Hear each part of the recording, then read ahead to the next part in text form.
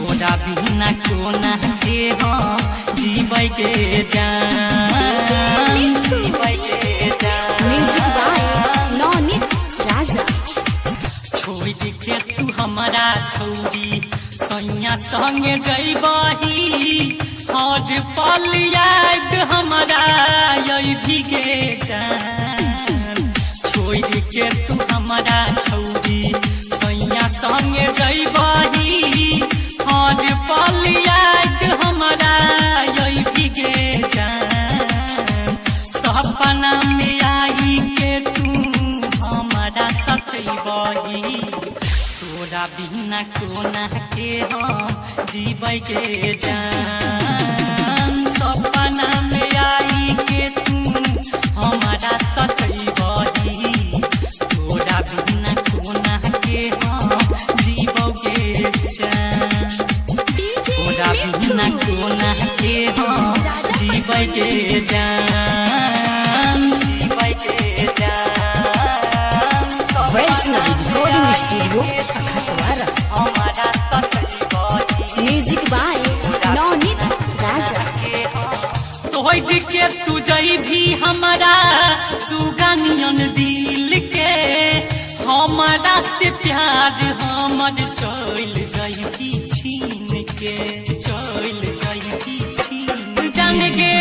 तोड़ के तू जैभी हमारा सुगनियन दिल के, हमारा से प्यार हमर चल जैभी छीन के। केना के रहबै सुन हे गे रानिया, रही रही हमारा तू नहीं भीगे जान।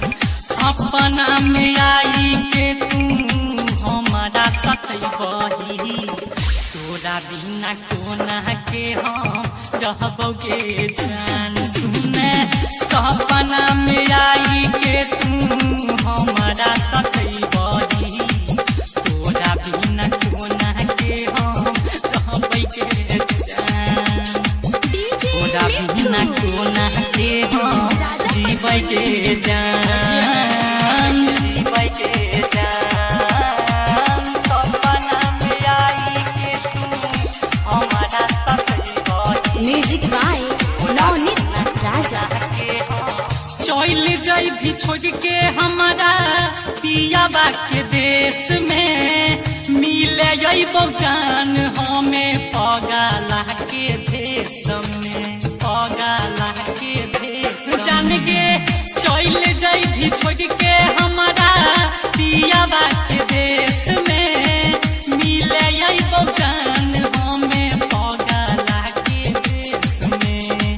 बड़ी काट पैबही सुन हे गे छौरी, दी के राजा संजीव के साथ भीगे जान।